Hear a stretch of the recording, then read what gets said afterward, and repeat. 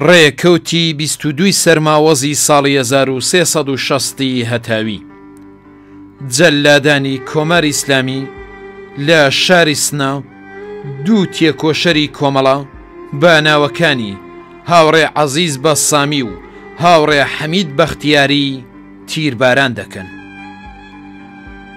هاوڕێ حەمید بەختیاری ساڵی 1334 هەتاوی لە گەڕەکی جەوراوای شاری سنا لەدایک بوو.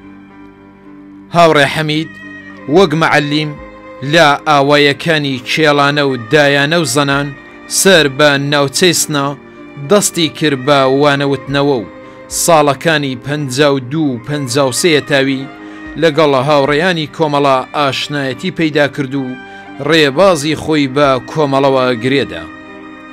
هاوڕێ حەمید ساڵی 1358 هەتاوی پەیوەست بوو بەهێزی پێشمەرگەی کۆمەڵە و ساڵی 1360 هەتاوی لەلایەن بەکرێگیراوانی کۆماری ئیسلامیەوە دەستگیر کرا و بۆ ماوەی 2 مانگ کەوتە بەر ئەشکەنجە و ئازاری جەلادانی کۆماری ئیسلامی. کاتێک کە جەلادانی کۆماری ئیسلامی نەیان توانی هیچ نەهێنیەک لە هاوڕێ حەمید بەدرکێنن، دەستیاندایە جەنایەتێکی وەحشیانە و تیربارانیان کرد. تەرمی پیرۆزی هاوڕێ حەمید لە شاری قڕوە ئەسپەردە بە خاک کرا. هاوڕێ عەزیز بەسامی ڕێکەوتی 22 سەرماوەزی ساڵی 1360 هەتاوی پێشمەرگەکانی کۆمەڵە لە بەرزاییەکانی مەردەکان لە جادەی بانە سەردەشت بەرەنگاری هێرشی هێزەکانی کۆماری ئیسلامی بوون و لە شەڕێکی حەماسی و قارەمانانەدا زەبرێکی قورسیان لە هێزەکانی دوژمن وەشاند. لە جەریانی ئەم شەڕەدا پێشمەرگەیەکی فیداکاری کۆمەڵە بە ناوی هاوڕێ جەلال مەحزوونی گیانی ئازیزی بەخت کرد. هاوڕێ جەلال مەحزوونی دووهەمین شەهیدی بنەماڵەکەیانە کە لە ڕیزەکانی کۆمەڵەدا گیانیان بەخت کردووە. ئەم خۆشەویستە لە شاری بانە لەدایک بوو، دەورانی خوێندنی تا کۆتایی دواناوەندی و وەرگرتنی دیپلۆم هەر لەم شارە و تێپەڕ کرد. لە دەورەی دووهەمی بزوتنەوەی شۆڕش گێڕانەی خەڵکی کوردستان لە خۆڕاگری شاری بانە لە بەرامبەر هێزە سەرکوتگەرەکانی ڕژیمدا بەشداری کرد و هەر لەو کاتەدا هاتە ڕیزی پێشمەرگەکانی کۆمەڵە.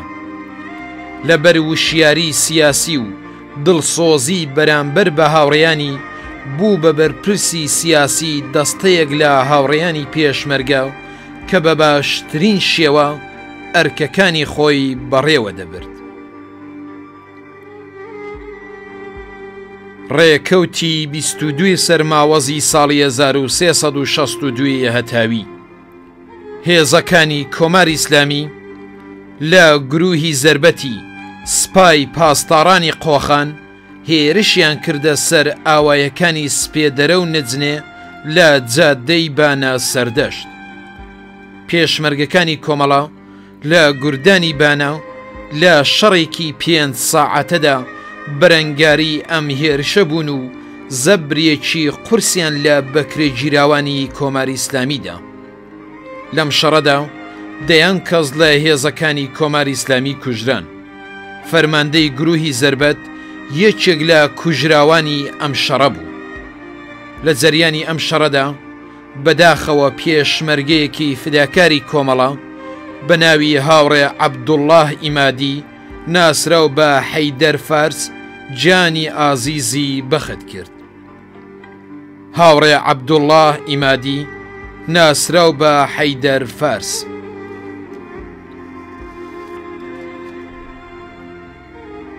ڕێکەوتی 22 سەرماوەزی ساڵی 1362 هەتاوی سێ پێشمەرگەی فیداکاری کۆمەڵە بە ناوەکانی هاوڕێ نادر خوداجوو، هاوڕێ محەممەد عەلی خالیدی و هاوڕێ مەحموود مرادی لە ئاوایی گلە سەر بە ناوچەی مەریوان لە جەریانی شەڕی ناوخۆیی لە کوردستانی ڕۆژهەڵات گیانی ئازیزیان بەخت کرد. هاوڕێ نادر خوداجوو ئەندامی لێهاتووی کۆمەڵە ساڵی 1340 تاوی لە شاری سنە لەدایک بوو. لە ڕاپەڕینی ساڵی 1357 تاوی چالاکانە بەشداری کرد و بۆ ماوەی 3 ساڵ کەوتە سیاچاڵەکانی کۆماری ئیسلامی. ساڵی 1361 تاوی پاش ئازادبوونی لە زیندان هاتە ناو ڕیزی پێشمەرگەی کۆمەڵە و لەدەیان شەڕی ناوچەی جنوبدا چالاکانە بەشداری کرد. دوایین ئەرکی تەشکیلاتی هاوڕێ نادر جێگری فەرماندەی پەل بوو. هاوڕێ محەممەد عەلی خالدی ناسراو بە عەباس کرماشانی ساڵی 1341 تاوی لە شاری کرماشان لەدایک بوو. ساڵی 1359 تاوی هاتە ناو ڕیزی پێشمەرگەی کۆمەڵە. لە پێش هاتنە ناو ڕیزی پێشمەرگەی کۆمەڵە دەرەجەداری ئەرتەش بوو. لە شەڕی حەماسی ئەوێ هەنگ و گرتنەوەی پایەگەی چۆڕ و مەقەڕی سەوڵاوە چالاکانە بەشداری کرد. هاوڕێ مەحموود مرادی ناسراو بە مەحموود نگڵی ساڵی 1335 تاوی لە ئاوایی نگڵ سەر بە ناوچەی سنە لەدایک بوو. هاوینی ساڵی 1358 تاوی پەیوەندی بە کۆمەڵەوە گرت. بەهاری ساڵی 1362 تاوی هاتە ناو ڕیزی پێشمەرگەی کۆمەڵە. هاوڕێ مەحموود لە چەندین شەڕی ناوچەی مەریوان چالاکانە بەشداری کرد.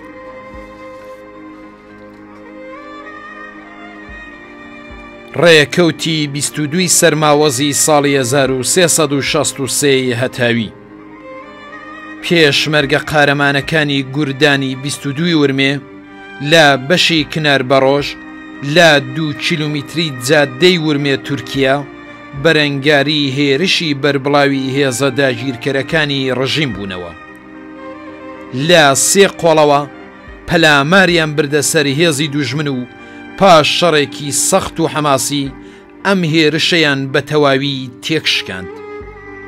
واحدێکی 23 کەسی لە گوردانی جندوڵڵاهی نەغەدا لەم شەڕەدا کوژران.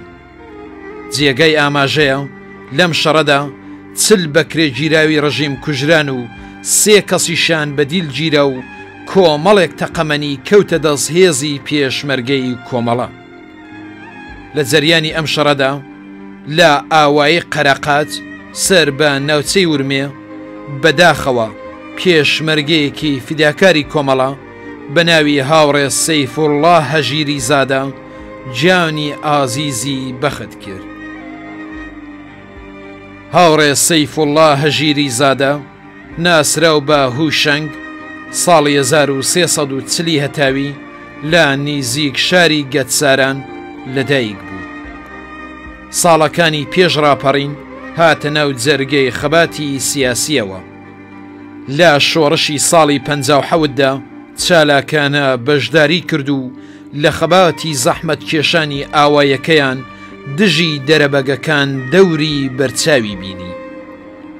دوای شۆڕشی ساڵی 1357 تاوی پەیوەندی بە ڕێکخراوەی چریکە فدایەکانی خەڵکەوە گرت و با هەڵسوڕانی خۆی درێژەیدا. مانگی گەلاوێژی ساڵی 1359 تاوی لەلایەن هێزەکانی کۆماری ئیسلامیەوە دەستگیر کرا. دوای چەند مانگ لە زیندان هەڵات و بۆ ماوەیەک لە شارەکانی شیراز و ئیسفەهان بە نەهێنی هەڵسوڕانی خۆی درێژە پێدا. هەر لەو ماوەیەدا لەگەڵ تەشکیلاتی کۆمەڵە پەیوەندی گرت. ساڵی 1360 تاوی وەک هەڵسوڕاوێکی کۆمەڵە لە شاری تاران لە نێو کرێکاراندا درێژەی بە هەڵسوڕانی خۆیدا. ساڵی 1361 تاوی هاتە ناو ڕیزی پێشمەرگەی کۆمەڵە.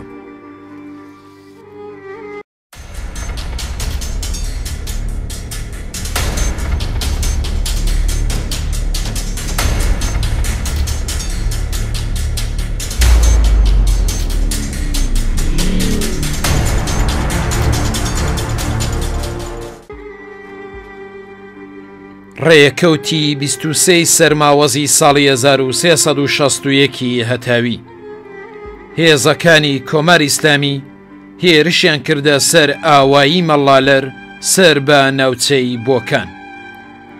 ئەم هێرشە لەگەڵ مقاومەت و بەرەنگاری پێشمەرگەکانی کۆمەڵە ڕووبەڕوو بووەوە و پاشەکشەیان پێکرا. لە جەریانی ئەم شەڕەدا دەیان کەس لە هێزی داگیرکەر کوژران. ڕێکەوتی 23 سەرماوەزی ساڵی 1361 هەتاوی پێشمەرگەکانی کۆمەڵە لە سەر جادەی بانە سەردەشت لەگەڵ هێزەکانی کۆمار ئیسلامی تووشی شەڕ و تێکەڵچوون بوون. لە جەریانی ئەم شەڕەدا هێزەکانی کۆمار ئیسلامی زەبرێکی قورسیان لێکەوت. لەم شەڕەدا پێشمەرگەیەکی فیداکاری کۆمەڵە بە ناوی هاوڕێ کەریم عەزیزی جیانی ئازیزی بەخت کرد. هاوڕێ کەریم عەزیزی ساڵی 1343 هەتاوی لە ئاوایی جوونیان سەر بە شاری سەقز لەدایک بوو. ساڵی 1359 هەتاوی هاتە ناو ڕیزی پێشمەرگەی کۆمەڵە و لە زۆربەی شەڕەکانی هاوڕێیانی گوردانی 26 سەقز چالاکانە بەشداری کرد. ڕێکەوتی 23 سەرماوەزی ساڵی 1382 هەتاوی بەرەبەیانی ڕۆژی 23 سەرماوەزی 1382 هەتاوی دڵی هاوڕێی خۆشەویست و تێکۆشەرمان هاوڕێ فاڕوقی بەلەدی ناسراو بە هێمن بەهۆی نەخۆشیەکی کتوپڕەوە بۆ هەمیشە لە لێدان کەوت. هاوڕێ فاڕۆق بەلەدی ناسراو بە هێمن پێشمەرگە و ئەندامی کۆمەڵە 18 خەزەڵوەری ساڵی 1352 تاوی لە شاری کرماشان لەدایک بوو. ساڵی 1380 هەتاوی پەیوەندی بە کۆمەڵەوە گرت و پاش تێپەڕکردنی سەرکەوتوانەی دەورەی سیاسی و نیزامی فێرگەی پێشمەرگایەتی کۆمەڵە لە ڕێکەوتی یەکی خەرمانانی ساڵی 1380 تاوی ڕسمەن بەڕیزەکانی هێزی پێشمەرگەی کۆمەڵە پەیوەست بوو لە گوردانی شوان سازماندرا. هاوڕێ هێمن تێکۆشەرێکی ماندوونە ناس و چالاک و ڕوحسووک و هەموو کات بەو پەڕی هەست بە بەرپرسایەتیەوە بەرەو ڕووی ئەرکە تەشکیلاتیەکانی دەبووەوە. ماوەی کاری هاوڕێ هێمن لە گوردانی شوان دەورەیەکی سەرکەوتوانە بوو کە هاوڕێ هێمنی پەروەردە کرد. لە کامی ئەم چالاکی و هەڵسوڕاوانە بوو کە لە بەشی فەنی رادیۆ دەنجی کۆمەڵا سازماندرا. دەرەنجامی هەوڵ و کۆششی ئەم هاوڕێ شۆڕژگێڕا ئەوە بوو کە ساڵی 1382 تاوی ڕسمەن بوو بە ئەندامی کۆمەڵە. بە ئەندامبوونی هاوڕێ فاڕۆق وای کرد کە ئەو جار لێبڕاوانەتر و بە لە خۆ بردوویەکی زۆرترەوە لە هەوڵی ڕاپەڕاندنی ئەرکی تەشکیلاتیەکانی دابێ. دواتر هاوڕێ هێمن لە بەشی ماڵیدا ڕێکخرا کە لەوێش بەهۆی هەست بە بەرپرسایەتی و دڵسۆزی و چالاکی ڕێک و پێک بەرپرسایەتی بەشی ژمێریاری کومیتەی چیایی پێسپێردرا کە تا دواساتی ژیانی دڵسۆزانە و بێوچان لەم بەشەدا و کاری کرد. تەرمی هاوڕێ فاڕۆق ناسراو بە هێمن لە گۆڕستانی شێخ ئەحمەدی هێندی لە شاری سلێمانی لە پاڵ باقی هاوڕێیانی گیان بەختکردوی کۆمەڵا ئەسپەردە بە خاک کرا.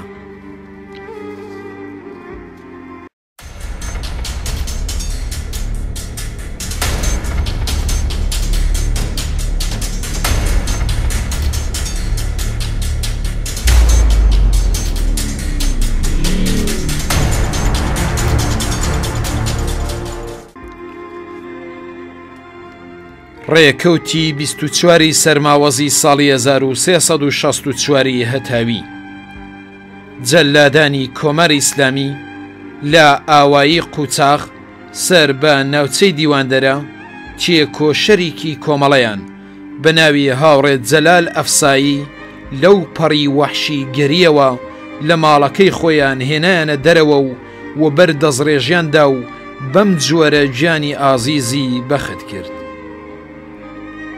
هاوڕێت جەلال ئەفسایی یەکێک لە هەڵسوڕاوانی بەشی هەوەتوی ناوچەی دیواندەرە بوو. لە ئاوایی قوچاخ لەدایک بوو. لە 5 کلاس بەولاوە نەیتوانی دەرس بخوێنیە. بە دوای قیامدا لەگەڵ پێکاتنی یەکێتی جوتیاران هەڵسوڕانی سیاسی هاوڕێت جەلال زیاتر گەشەی کرد و یەکێک لە هەڵسوڕاوانی ناو یەکێتی جوتیاران بوو. پاییزی ساڵی 1363 تاوی لەلایەن بەکرێ گیراوانی ڕژیمەوە گیرا.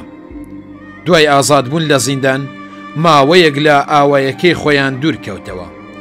پاش چەند مانجێک گەڕایەوە ئاوایەکەی خۆیان. ڕێکەوتی 24 سەرماوەزی ساڵی 1364 هەتاوی واحدێک لە پێشمەرگەکانی کۆمەڵا لە گوردانی کاکفوئات چوونە ناو شاری مەریوان و ساعات 8 شەو لەگەڵ هێرشی چەکدارانی کۆماری ئیسلامی ڕوبەڕوو بوونەوە.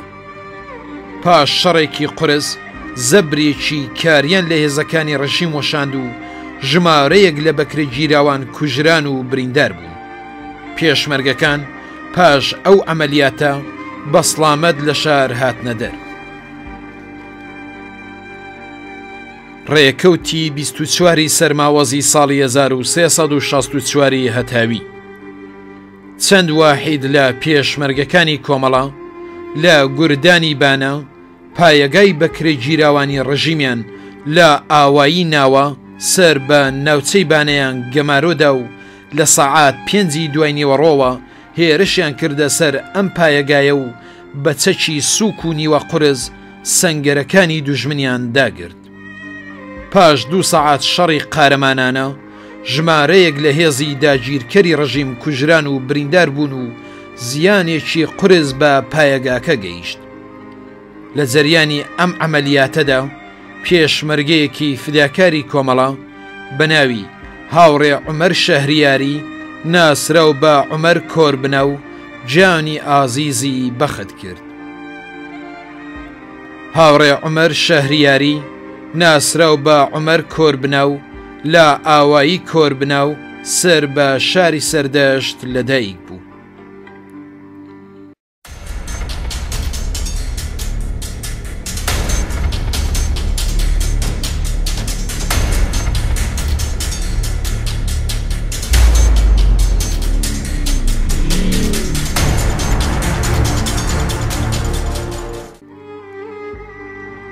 ڕێکەوتی 25 سەرماوەزی ساڵی 1360 هەتاوی جەلادانی کۆماری ئیسلامی 13 کەس لە خەڵکی شۆڕشجێڕی شاری مەهابادیان لە زیندانی ورمێ تیرباران کرد کە بریتین لە یونس مهاجری لایەنگری کۆمەڵا، محەممەد کەریمی، ڕەزا نەواخە، حوسێن مەحمودی، کەریم ئیسلامی، ئەبوو بەکر ڕەحیمی، عەبدوڕەحمان پەناهەندە، ئیبراهیم سابونچی، مستەفا ئیسماعیل زادە، خەلیل بلووری، مامۆستا سودجەئی، عەلی قادرزادە و خوسرە و سەلاحزادە. ئەم 13 تێکۆشەرە بە تاوانی لایەنگری لە کۆمەڵە و لایەنە سیاسیەکانی ترەوە لە شاری ورمێ ئیعدام کران و پەیوەست بوون بە کاروانی شەهیدانی سەربەرزی گەلی کوردەوە. لە ڕۆژی 27 سەرماوەزی ئەو ساڵەدا ئەم شەهیدانە بە بەشداری بنەماڵەی زیندانیانی سیاسی و خەڵکی تێکۆشەری شاری مەهاباد بە سەرهەڵدانی دروشمی دژ بە ڕژیم لە گۆڕستانی شاری مەهاباد بە خاک سپێردران. هاوڕێ یونس مهاجری ڕێکەوتی 25 سەرماوەزی ساڵی 1369 هەتاوی هاوڕێ هادی ئازەری هەڵسوڕاوی تەشکیلاتی کۆمەڵا بەهۆی مەسمومکرانی لەلایەن ئیتلاعاتی شاری مەریوان لە بیمارستانی شاری سنا گیانی ئازیزی بەخت کرد. هاوڕێ هادی ئازەری ساڵی 1351 تاوی لە شاری مەریوان لەدایک بوو. لە دەورانی دانیشامۆزی هاوڕێ هادی ئەو کاتەی پێشمەرگە لە شار و حزوری بوو سەردانی بنکەکانی کۆمەڵی دەکرد. ساڵی 1365 تاوی لەگەڵ تەشکیلاتی کۆمەڵا پەیوەندی گرت و هەڵسوڕاوانە لە دەبیرستانەکانی مەریوان تەبلیغی سیاسەتەکانی کۆمەڵی دەکرد. کاتێک ڕژیمی کۆماری ئیسلامی نەیتوانی هیچ بەڵگەیەک لە هەڵسوڕانی ئەم چالاکە بەدەست بێنێت لە بیمارستانی شاری مەریوان بە هاوکاری چەند بەکرێ گیرا و مەسموم کرا و پاشان نێردرایە بیمارستانی شاری سنە و لەوێ گیانی ئازیزی بەخت کرد.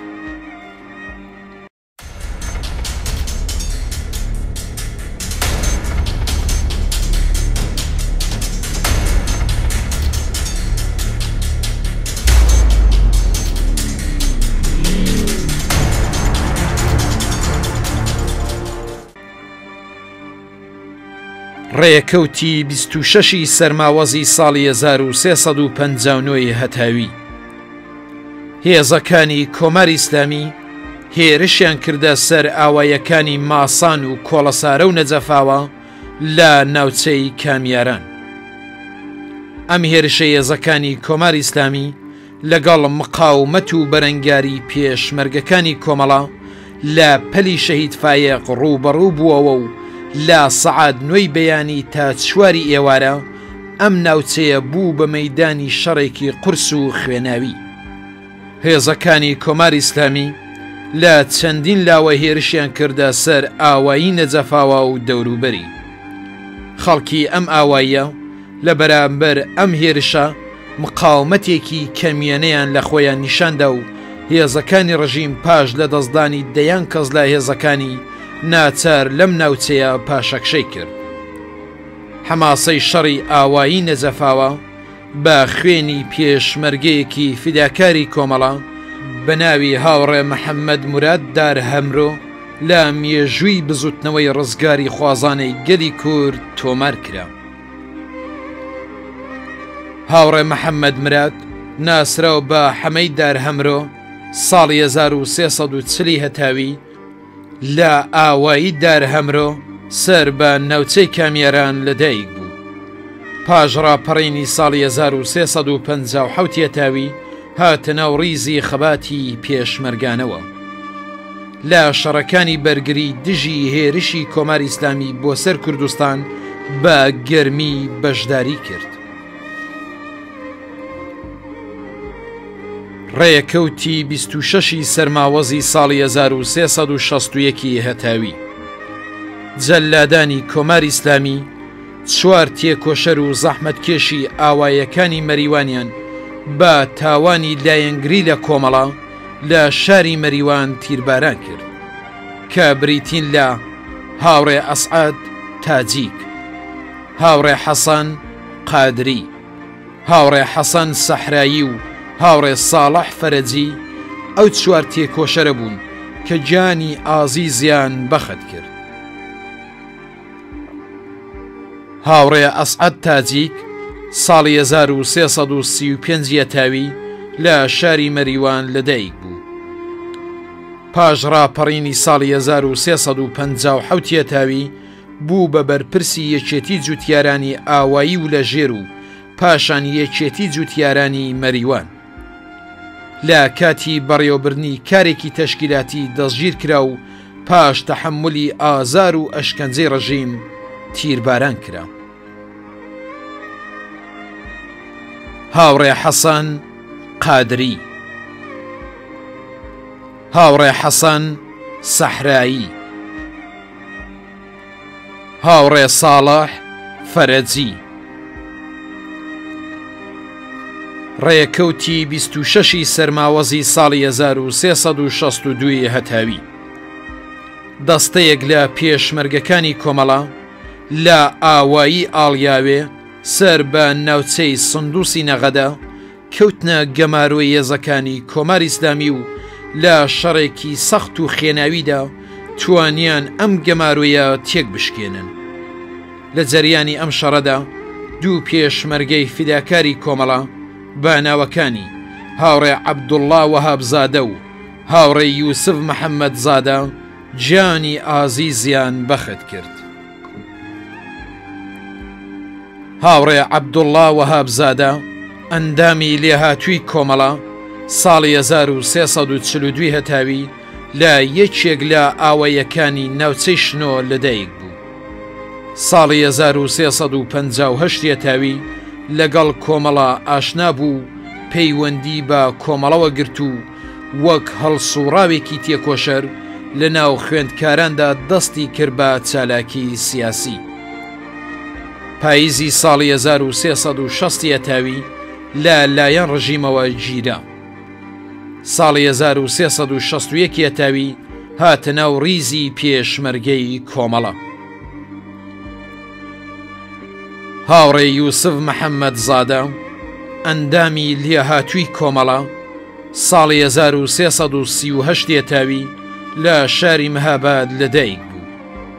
ساڵی 1359 هەتاوی هاتە ناو ڕیزی پێشمەرگەی کۆمەڵە و لەدەیان شەڕی ناوچەی موکریان و شیمالی کوردستان چالاکانە بەشداری کرد و گەلێک حەماسەی خوڵقاند.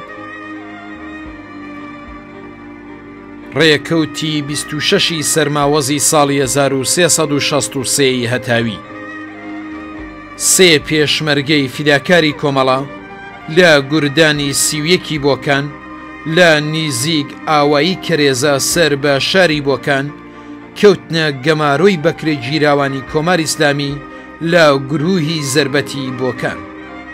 پاش شەڕێکی سەخت و قارەمانانە لە بەفر و بۆرانی ئەو ڕۆژەدا چەندین دیمەنی شکۆداریان لە ئازایەتی و فیداکاری خوڵقاند. لە جەریانی ئەم شەڕەدا هاوڕێ کەریم عەبدوڵڵاهی گیانی ئازیزی بەخت کرد.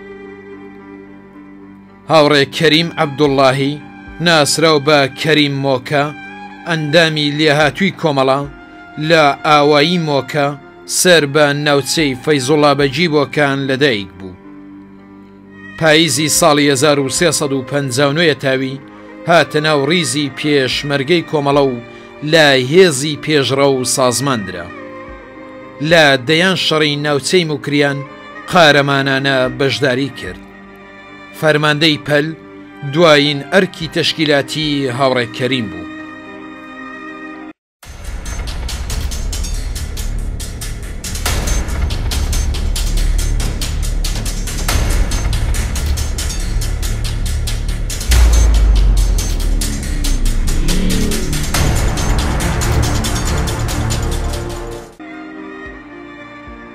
ڕێکەوتی 28 سەرماوەزی ساڵی 1359 هەتاوی فڕۆکەکانی کۆمار ئیسلامی ساعات دەی بەیانی ئاوایی هەڵوێ لە ناوچەی سەردەشتیان بەڕاکێت کوتا و زەرەر و زیانێکی بەرچاویان لە خەڵکی ئەم ئاواییەدا.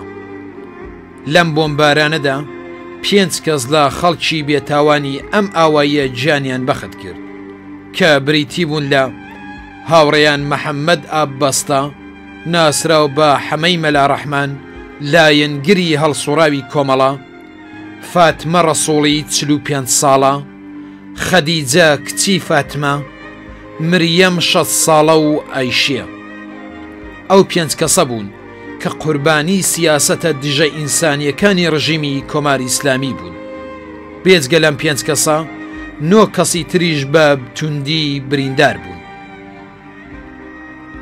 هاوڕێ محەممەد ئاببەستە ناسراو بە حەمەی مەلا ڕەحمان ساڵی 1336 هەتاوی لە ئاوایی هەڵوێ سەر بە ناوچەی سەردەشت لەدایک بوو. پاش ڕاپەڕینی ساڵی 1357 هەتاوی پەیوەندی بە تەشکیلاتی کۆمەڵەوە گرت و هەڵسوڕاوانە درێژەی بە خەباتی سیاسیدا. ڕێکەوتی 28 سەرماوەزی ساڵی 1360 هەتاوی پێشمەرگەکانی کۆمەڵە لە ناوچەی دیواندەرە لە عملیاتێکدا بەناوی ئەمەلیاتی شەهید عەتا قەمەری هێرشیان کردە سەر پایەگای خۆشمەقام لە نێوان شارەکانی بیجار و تیکا بوو. ئەم پایەگایەیان بە تەواوی گرتەوە. ساعات 3 ئێوارە دەستەیەک لە پێشمەرگەکان چوونە ئاوایی خۆشمەقام و پایەگای ڕژیمیان لەم ئاوایە گەمارۆدا. ساعات 3:30 دوای نیوەڕۆ ئەمەلیاتەکە دەستی پێکرد. چەندین جار هێرشی هێزی یارمەتی دەری دوژمن لە دەرەوەی ئاوایی تووشی شکست بوو. پاش شەڕێکی قارەمانانە پایەگاکە کەوتە دەست پێشمەرگەکانی کۆمەڵە. لە جەریانی ئەم ئەمەلیاتەدا زیاتر لە 40 کەس لە بەکرێگیراوانی ڕژیم کوژران و 10 کەسیشیان لێ بەدیل گیرا و چەک و تەقەمەنێکی بەرچاو کەوتە دەست پێشمەرگەکانی کۆمەڵە و پێشمەرگەکان بە سڵامەت گەڕانەوە شوێنەکانی خۆیان. ڕێکەوتی 28 سەرماوەزی ساڵی 1361 هەتاوی پێشمەرگەکانی کۆمەڵە بەشێک لە جادەی سنەمەریوانیان لە نێوان دوو پایەگای تێژ و ئارێز خستە ژێر کۆنتڕۆڵی خۆیان و چەندین جار لەگەڵ هێرشی هێزەکانی کۆمار ئیسلامی ڕووبەڕوو بوونەوە و لە شەڕێکی قورس و حەماسیدا هەموو جارێک پاشەکشەیان پێکرا. لەم شەڕەدا زیاتر لە 50 کەس لە هێزەکانی کۆمار ئیسلامی کوژران و 2 کەسیشیان لێ بەدیل گیرا و چەک و تەقەمەنێکی بەرچاو کەوتە دەست پێشمەرگەکانەوە. بەداخەوە لە جەریانی ئەم شەڕە قارەمانانەیەدا پێشمەرگەیەکی فیداکاری کۆمەڵە بە ناوی هاوڕێ حوسێن ئیبراهیمی گیانی ئازیزی بەخت کرد. هاوڕێ حوسێن ئیبراهیمی ساڵی 1342 هەتاوی لە ئاوایی کەوار سەر بە ناوچەی بێڵەواری ناوچەی کامیاران لەدایک بوو. ساڵی 1358 هەتاوی هاتە ناو ڕیزی پێشمەرگەی کۆمەڵە. ئەم پێشمەرگە دلێر و قارەمانە لەدەیان شەڕی جنوبی کوردستان چالاکانە بەشداری کرد و گەلێک حەماسەی خوڵقاند.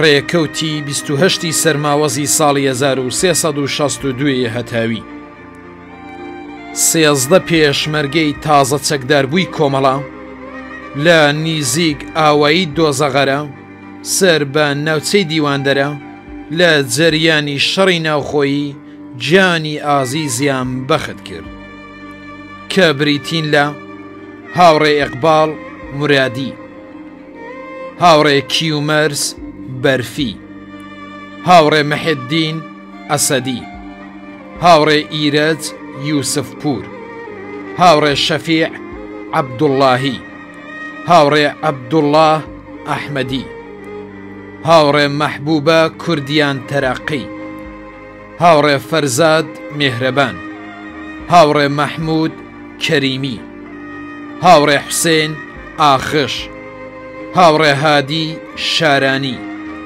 هاوڕێ عەلی حەبیبی و هاوڕێ شەهرام بەنی بەشەر، هاوڕێ ئیقباڵ مورادی ساڵی 1346 هەتاوی لە ئاوایی تەنگباخ سەر بە ناوچەی سنا لەدایک بوو تا دەورەی پێنجی سەرەتایی لە شاری سنا درێژەی بە خوێندندا. ساڵی 1358 هەتاوی پەیوەندی بە کۆمەڵەوە گرت و درێژەی بە چالاکی سیاسیدا. هاوڕێ کیومەرس بەرفی ساڵی 1343 هەتاوی لە شاری سنا لەدایک بوو تا دووهەمی نەزەری لەم شارە درێژەی بە خوێندندا. ساڵی 1360 هەتاوی لەگەڵ کۆمەڵە ئاشنا بوو. ساڵی 1361 هەتاوی هەڵسوڕانی سیاسی خۆی بە کۆمەڵەوە گرێدا. هاوینی ساڵی 1362 هەتاوی لە بەشی تەشکیلاتی نەهێنی سازماندرا و چەندین جار لەلایەن بەکرێگیراوانەوە دەستگیر کرا. هاوڕێ مەحێددین ئەسەدی ساڵی 1348 هەتاوی لە ئاوایی تێژ سەر بە ناوچەی سنا لەدایک بوو لە پێش ئەوەی کە پەیوەست بێ بەهێزی پێشمەرگەی کۆمەڵە لایەنگری هەڵسوڕاوی کۆمەڵە بوو. هاوڕێ مەحێددین دووهەمین شەهیدی بنەماڵەی ئەسەدیە. هاوڕێ ئیرەج یوسف پور ساڵی 1345 تاوی لە شاری سنە لەدایک بوو تا پۆلی دوی ڕاهنەمایی درێژەی بە خوێندندا. ساڵی 1362 تاوی پەیوەندی گرت بە ڕیزەکانی هێزی پێشمەرگەی کۆمەڵە. هاوڕێ شەفیع عەبدوڵڵاهی ساڵی 1344 هەتاوی لە ئاوایی ڕەشنەش سەر بە ناوچەی سنە لەدایک بوو. خوێندنی سەرەتایی لە ئاوایەکەی خۆیان تەواو کرد. ساڵی 1361 هەتاوی بە تاوانی لایەنگری لە کۆمەڵە گیرە. پاش ئازادبوونی لە زیندان هاتە ناو ڕیزی پێشمەرگەی کۆمەڵە. هاوڕێ عەبدوڵڵا ئەحمەدی ساڵی 1345 هەتاوی لە ئاوایی ئارەنان سەر بە ناوچەی سنە لەدایک بوو. پاش ڕاپەڕینی ساڵی 1357 هەتاوی لەگەڵ کۆمەڵە ئاشنا بوو. ساڵی 1360 هەتاوی پەیوەندی بە تەشکیلاتی کۆمەڵەوە گرت، بەڵام لەلایەن بەکرێگیراوانی کۆماری ئیسلامی دەستگیر کرا. پاش ئازادبوونی لە زیندان سەر لە نوێ پەیوەندی بە کۆمەڵەوە گرت. هاوڕێ عەبدوڵڵا یەکێک لەو هاوڕێیانە بوو کە لە کاتی گرتنی پایەگەی ئارەنان وەک تەشکیلاتیەکی شۆڕشجێر بەشداری کرد. هاوڕێ مەحبوبە کوردیان تەرەقی لە ئاوایی سەراوە سەر بە ناوچەی ساراڵی سنە لەدایک بوو. پاش ڕاپەڕینی ساڵی 1357 هەتاوی پەیوەندی بە کۆمەڵەوە گرت. هاوڕێ شەهرام بەنی بەشەر ساڵی 1347 هەتاوی لە شاری سنە لەدایک بوو تا کلاسی سێهەمی ڕاهنەمایی لە شاری سنە دەرسی خوێند. ساڵی 1361 هەتاوی لەگەڵ کۆمەڵە ئاشنا بووە و لە پەیوەندی لەگەڵ کۆمەڵە دەستی دایە کاری شۆڕژگێڕانە. بەهاری ساڵی 1362 هەتاوی بە ڕیزەکانی کۆمەڵە پەیوەست بوو. هاوڕێ شەهرام دووهەمین شەهیدی بنەماڵەی بەنی بەشەر بوو. بەداخەوە ژیان نامەی هاوڕێیان فەرزاد مێهرەبان، مەحموود کەریمی، حوسێن ئاخش، هادی شارانی و عەلی حەبیبیمان لە دەستدانیە. لێرەدا داوا لە بنەماڵەی سەربەرزی ئەم شەهیدانە دەکەین کە بە ناردنی ژیان نامەی ئەم ئازیزانە بەرنامەی ئەستێرەکانی ڕۆژهەڵات دەوڵەمەندتر بکەن. ڕێکەوتی 28 سەرماوەزی ساڵی 1363 هەتاوی چەند واحید لە پێشمەرگەکانی گوردانی 26 سەقز لە سەر جادەی سەقزسنە کەمینیان بۆ هێزەکانی ڕژیمدانە و تاقمێکی 16 کەسی لە گروهی زەربەتی سەقزیان تەفر و تونا کرد و 9 پارچە چەکی قورس و نیوە قورسیشیان دەستکەوت گرت. ڕێکەوتی 28 سەرماوەزی ساڵی 1369 هەتاوی پێشمەرگەیەکی فیداکاری کۆمەڵە بە ناوی هاوڕێ کامیل عەدنانی بەهۆی ڕووداوی ماشێن لە کوردستانی عێراق گیانی ئازیزی بەخت کرد. هاوڕێ کامیل عەدنانی ئەندامی لێهاتووی کۆمەڵە ساڵی 1338 هەتاوی لە شاری سەقز لەدایک بوو. دەورەی دەبیرستانی لە شاری سەقز تەواو کرد و بۆ درێژەدان بە خوێندن چووە شاری ورمیە و هەر لەوێ لەگەڵ مەسائیلی سیاسی ئاشنا بوو. پاش هەڵسوڕانی ئاشکرای کۆمەڵە پەیوەندی بە کۆمەڵەوە گرت و بەم جۆرە لە شاری سەقز و پاشان لە تاران درێژەی بە چالاکی سیاسیدا. ساڵی 1362 هەتاوی هاتە ناو ڕیزی هێزی پێشمەرگەی کۆمەڵە.